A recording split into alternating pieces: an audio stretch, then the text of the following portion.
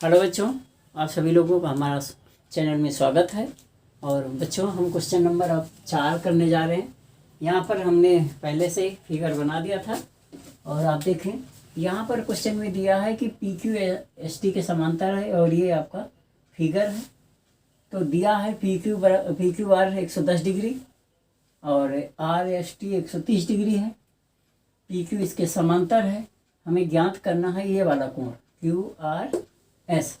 हमने क्या किया, रचना किया, एस टी के समांतर आर एम खींच लिया। ठीक है, अब जब खींच लिया तो जब ये इसके समांतर है, ये तिर्यक रेखा है, तो इसके अंतःकोणों का जोड़ 180 हो जाएगा। क्योंकि जब दो समांतर रेखा को तिर्यक रेखा काटती है तो उसके अंतःकोणों का जोड़ 180 होता है। ठीक, नमो नमः। नमस्कार दोस्तों, मैं आचार्य कुलदीप शर्मा कोचिंग वाले डिजिटल प्लेटफॉर्म पर आप सभी का हृदय से हाथ। तो ये आपका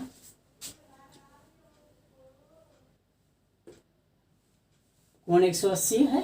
180 में से हमने 130 को घटा दिया तो ये कोण 50 आ गया। अब ये इसके समांतर है, ये इसके समांतर है, तो ये इसके समांतर हो गई। जब दो रेखाएं एक ही रेखा के समांतर होती हैं तो वह आपस में समांतर होती हैं, तो ये इसके समांतर हो गया। ठीक, और जब ये इसके समांतर हो गया तो ये तिर्यक रेखा हो गई, तो ये एकांतर कोण हो गया, तो ये बराबर इसके एकांतर कोण। और ये कोण इतना प्लस इतना है, हमने इसको तोड़ दिया, इतना प्लस इतना ही के। और जब ये क्यू आर एस और एस आर एम टूट जाएगा, क्यू आर एस को फाइंड करना था, एस आर एम हमने 50 डिग्री यहाँ से निकाल दिया है और ये 110 हो गया, इसको ले जाके घटा दो, ये आ गया 60 डिग्री। और ये आपका क्वेश्चन नंबर 4 खत्म हो गया। चलिए क्वेश्चन नंबर हम 5 करते हैं।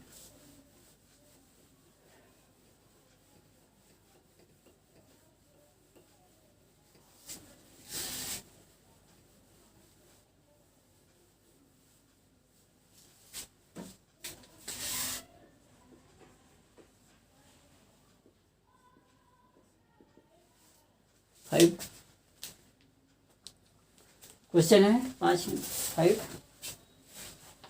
यहाँ पर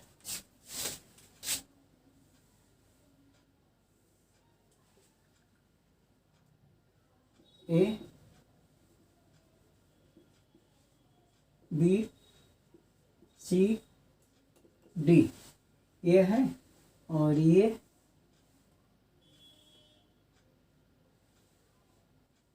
पी क्यू आर, ये 127 डिग्री है।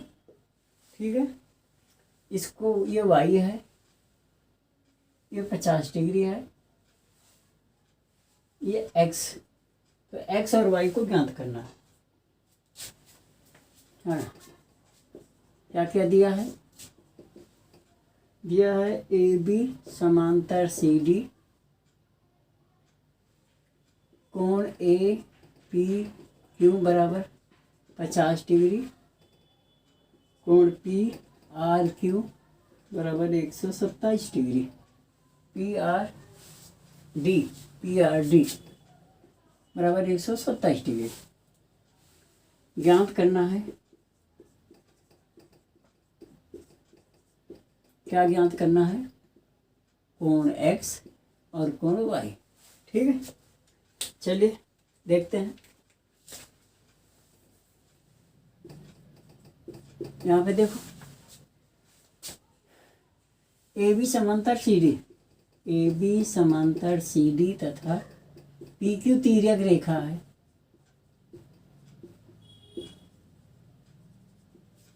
ये वाली तिर्यक रेखा है। ठीक, और जब ये तिर्यक रेखा है तो अतः कोण ए पी क्यू बराबर कोण पी क्यू आर, क्यों? एकांतर कोण हो गए, भाई ये इसके बराबर होगा, ये तो तिर्यक रेखा हो गई। कोण ए पी क्यू बराबर 50 डिग्री पहले से दिया है, अतः कोण पी क्यू आर बराबर एक्स बराबर 50 डिग्री हो गया। ठीक, एक आंसर ये आ गया। पुनः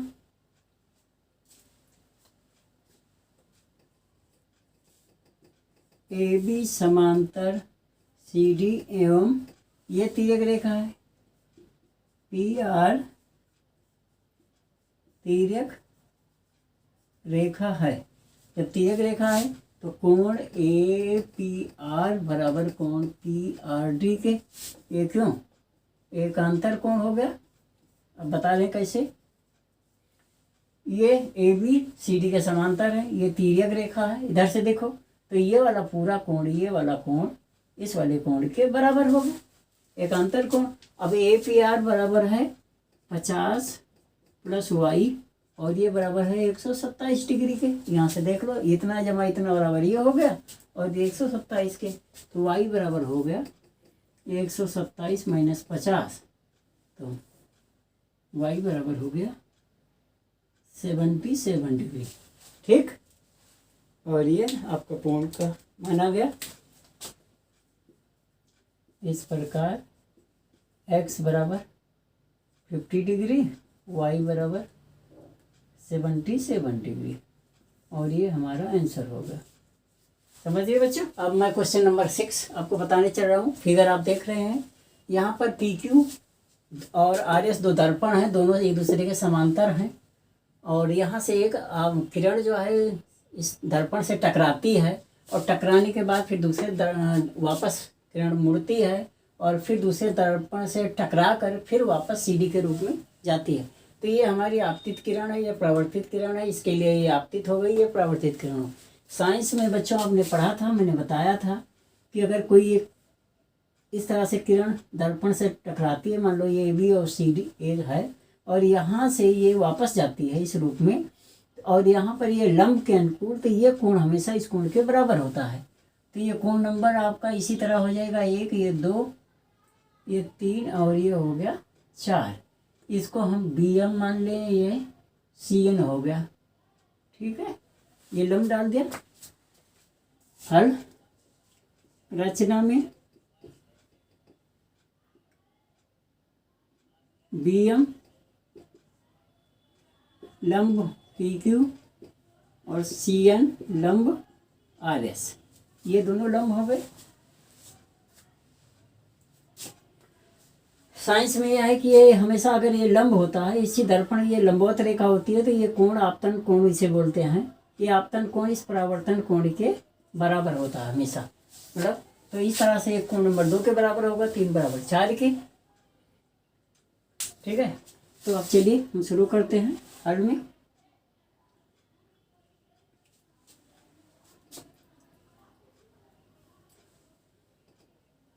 यहाँ पर हमने रचना ये कर दी। ठीक, और यहाँ डाला लिख दो, खींचा या डाला, तो चूंकि ये आपतन कोण है, आपतन कोण बराबर होता है परावर्तन कोण के, परावर्तन कोण, ये विज्ञान का नियम है। ठीक है, साइंस का नियम है, तो ये परावर्तन का नियम है। और इस प्रकार कोण 1 बराबर कोण 2 और कोण 3 बराबर हो गया कोण 4 के। तो जब या दो कोण, अब एक परंतु कोण ए बी सी बराबर हो गया कोण 1 जमा कोण 2 बराबर कोण 2 जमा कोण 2, इसको हमने कर दिया तो 2 कोण 2 हो गया। ठीक है, तो 2 दुगना कर दो तो ठीक है, और कोण यहाँ पर इसको ले लो, कोण A B C B C D बराबर बी सी डी बराबर कोण 3 जमा कोण 4 बराबर हो गया कोण 3 जमा कोण 3। हमने 4 को क्यों नहीं किया?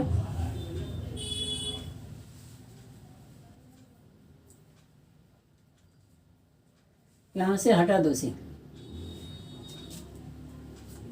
बराबर 2 कोण 3 के हो गया। ठीक है, अब पी क्यू समांतर सी डी आर एस। ठीक है, एवं BM लंब PQ और CN लंब RS। तो अगर दो समांतर रेखाओं पे लंब होते हैं तो वह आपस में समांतर होते हैं। क्योंकि यदि दो समांतर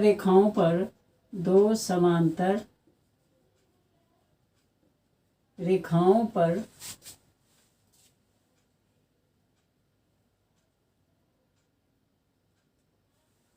पर बने होते हैं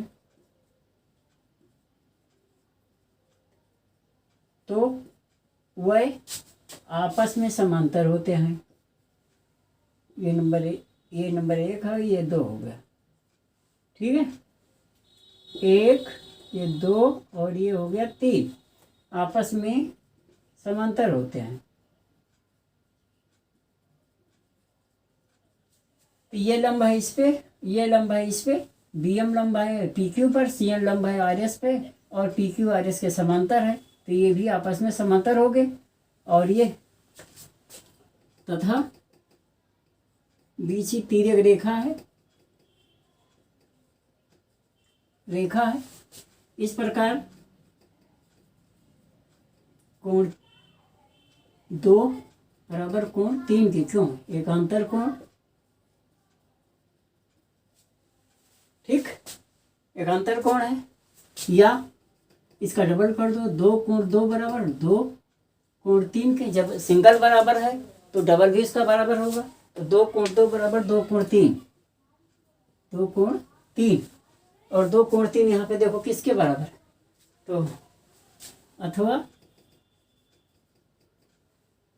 कोण ABC बराबर कोण BCD। क्यों, यहाँ से 1 2 3 से 1 2 3 से तुलना कर लो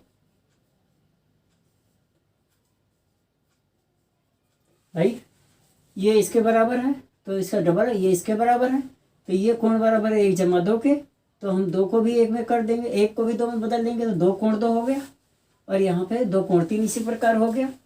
और ये इसके बराबर है, एकांतर कोण है, तो इसका डबल भी बराबर होगा, और डबल ये दोनों इसका डबल ही हो गया। 2 कोण 2, यहाँ 2 कोण 3, और 2 कोण 2 बराबर किसके है, ABC के, 2 कोण 3 बराबर है BCD के, BCD के, ये वाली लाइन, ठीक है। तो लेकिन जब ये बराबर है, परंतु ये एकांतर कोण है, परंतु ये एकांतर कोण है,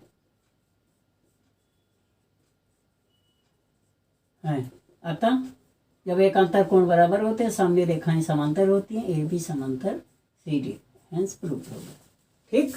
तो समझ गए कि क्या है, ये इस पे लंब है, ये इस पे लंब है, ये इस पे लंब है, तो ये इसके समांतर हो जाएगा, क्योंकि जब 2 समांतर रेखाओं पे 2 रेखाएं लंब होती हैं तो वे आपस में समांतर होती, और जब ये समांतर है तो ये तिर्यक रेखा हो गई, तो ये कोण इसके बराबर हो गया। जब ये इसके बराबर है, इसका डबल भी इसके बराबर होगा, मतलब, और ये इसके बराबर पहले से है, आपतन परावर्तन के बराबर होता है, तो ये इसके बराबर हो गया। यहाँ हमने लिख दिया आपतन कोण परावर्तन कोण बराबर, तो जब ये इसके बराबर है तो इसका डबल इतना प्लस इतना हो गया, इसका डबल इसका इतना हो गया, और ये दोनों बराबर इसके हो गए, और ये एकांतर कोण है, इसीलिए